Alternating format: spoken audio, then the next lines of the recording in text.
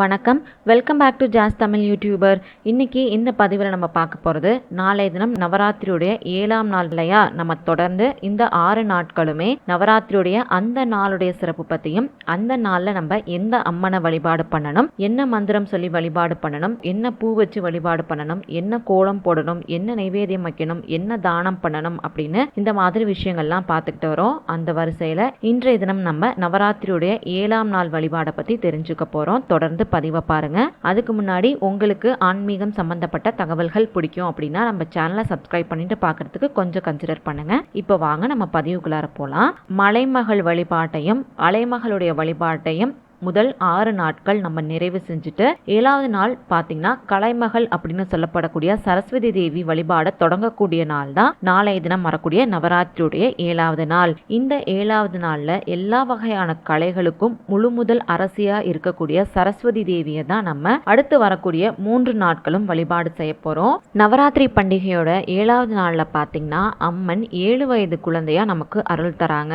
7ஆவது நாள்ல சரஸ்வதி தேவிய சாம்பவி தேவி அப்படின்ற பெயர் கொண்டு வழிபாடு செய்யணும். சரஸ்வதி தேவி அப்படின்னாலே கல்விக்கு உரியவங்க அப்படிங்கிறது நம்ம எல்லாருக்குமே தெரிஞ்ச ஒரு விஷயம் தான். நம்மளுடைய வீட்டில் கல்வி பயிலக்கூடிய குழந்தைகள் இருக்காங்க அப்படின்னா அவங்கள சரஸ்வதி தேவியை நினைச்சு இந்த வழிபாடை மேற்கொள்ள சொல்லுங்க. நாளைய தினம் இந்த வழிபாடை மேற்கொள்றப்ப அவங்களுக்கு ஞாபக சக்தியானது அதிகரிக்கும், ஞானமும் அறிவாற்றலும் அதிகரிக்கும், திறமையும் புத்தி கூர்மையும் பார்த்தீங்கன்னா அவங்களுக்கு மேன்மை அடையும். உங்க வீட்டில் இருக்கக்கூடிய குழந்தைகளை உங்க வீட்டு பூஜை அறையில அமர வச்சு சாம்பவி தேவியை நினைச்சு மனசார வேண்டிக்கிட்டு வாசனை நிறைந்த பூக்களை உங்களுடைய குழந்தைகளுடைய கையில கொடுத்து உங்க வீட்டில் இருக்கக்கூடிய சரஸ்வதி தேவியுடைய திருவுருவ படத்துக்கு அர்ச்சனை செய்ய சொல்லுங்க.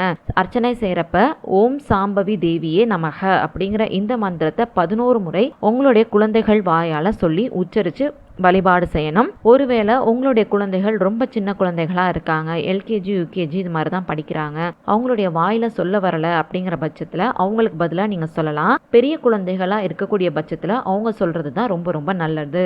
அதுக்கப்புறம் உங்க வீட்டு அக்கம் பக்கத்துல இருக்கக்கூடிய குழந்தைகளை உங்களுடைய வீட்டுக்கு அழைச்சிட்டு வந்து அவங்களுக்கு படிக்கிறதுக்கு தேவையான பேனா, பென்சில், நோட்டு புத்தகம் அப்படின்னு உங்களால முடிஞ்சதை வாங்கித்தாங்க. இதெல்லாம் வாங்கி தர முடியும் அப்படின்னா வாங்கி தரலாம். இல்ல இதுல உங்களால எதை வாங்கி தர முடியுமோ அதை கூட நீங்க தாராளமா வாங்கி தரலாம். ஆனா நீங்க வாங்கி கொடுக்கக்கூடிய அந்த பொருள் பாத்தீங்கன்னா அவங்களுடைய கல்விக்கு பயன்படக்கூடிய பொருளா இருக்கிறது ரொம்ப ரொம்ப முக்கியம். அதுக்கப்புறம் வந்தவங்களை சும்மா அனுப்பக்கூடாது இல்லையா, அவங்களுக்கு பிரசாதமா சுண்டல் கொடுத்து அவங்கள அனுப்புறது ரொம்ப ரொம்ப நல்லது.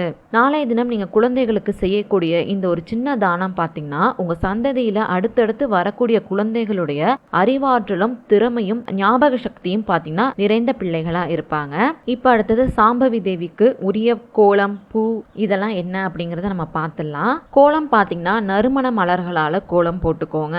பூக்கள் அப்படின்னு பாத்தீங்கன்னா தாளம்பூ, தும்பை, மல்லிகை, முல்லை இதெல்லாம் வச்சு வழிபாடு பண்ணணும். தாளம்பூவால அலங்காரம் செஞ்சுட்டு தும்பை பூவால அர்ச்சனை செஞ்சீங்கன்னா ரொம்ப ரொம்ப நல்லது. நெய்வேத்தியம் என்ன வைக்கலாம் அப்படின்னு பாத்தீங்கன்னா எலுமிச்சம்பழ சாதம், பழ வகைகள், பேரிச்சம்பழம், வெண்பொங்கல், கொண்டக்கடலை சுண்டல், பாதாம், முந்திரி பாயசம், புட்டு இதெல்லாம் நெய்வேத்தியமா வைக்கலாம். இதெல்லாம் எல்லாத்தையும் செஞ்சு வைக்க முடியும் அப்படின்னா செஞ்சு வைங்க.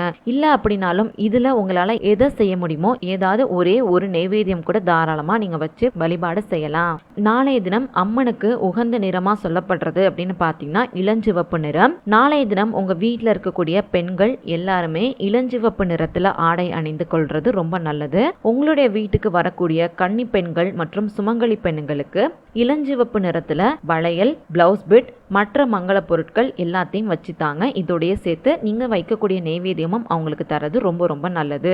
யாராவது ஒரு ஏழை பெண்ணுக்கு தானம் பண்ணுவோம் இல்லையா, அதனால இளஞ்சிவப்பு நிறத்துல இருக்கக்கூடிய புடவை, பிளவுஸ் பிட், வளையல், மற்ற மங்கள பொருட்கள் எல்லாம் வச்சு ஒரு ஏழை பெண்ணுக்கு தானம் பண்ணுங்க. ஒருவேளை உங்களால புடவை வாங்க முடியல அப்படின்னாலும் பரவாயில்ல, பிளவுஸ் பிட் மட்டுமாவது இளஞ்சிவப்பு நிறத்துல வாங்கி இதோடைய சேர்த்து எல்லா மங்கள பொருட்களும் வச்சு அவங்களுக்கு தானம் பண்றது ரொம்ப ரொம்ப நல்லது. அம்மனை நாளைய தினம் நீங்க இந்த முறையில மனநிறைவோடு பூஜை செஞ்சு இந்த 7ஆம் நாள் வழிபாடை நீங்க நிறைவு செய்யறப்ப சுகபோகமான வாழ்க்கை அப்படிங்கிறது உங்களுக்கு கிடைக்கும். உங்க வீட்டுல இருக்கக்கூடிய குழந்தைகள் கல்வியில ரொம்ப ரொம்ப சிறந்து விளங்குவாங்க. சுகபோகமான வாழ்க்கை அப்படின்னதும் கோடிக்கணக்கில் பணம் கிடைக்கும் அப்படிங்கிறது அர்த்தம் கிடையாது. கவலை இல்லாத, துயரம் இல்லாத, நோய் நொடி இல்லாத அளவான செல்வத்தோட வாழக்கூடிய வாழ்க்கையுமே பாத்தீங்கன்னா சுகபோகமான வாழ்க்கை அப்படிங்கிற கருத்தோட இன்னைக்கு இந்த பதிவை நான் இங்கே நிறைவு செய்கிறேன். உங்களுக்கு இந்த பதிவு பயனுள்ளதாக இருந்துச்சு, இதுலேருந்து நீங்கள் ஏதாவது கொஞ்சமாவது தெரிஞ்சுக்கிட்டீங்க அப்படின்னு நினச்சிங்கன்னா மறக்காமல் இந்த பதிவை நீங்கள் லைக் பண்ணிக்கோங்க. நீங்கள் இந்த பதிவை லைக் பண்ணுறது மூலிமா எனக்குமே அடுத்தடுத்த பதிவுகள் தரத்துக்கு ரொம்ப ரொம்ப ஒரு ஊக்கத்தை தரும். உங்களுக்கு ஆன்மீகம் சம்பந்தப்பட்ட தகவல்கள் பிடிக்கும் அப்படின்னா நம்ம சேனலை சப்ஸ்கிரைப் பண்ணிக்கோங்க.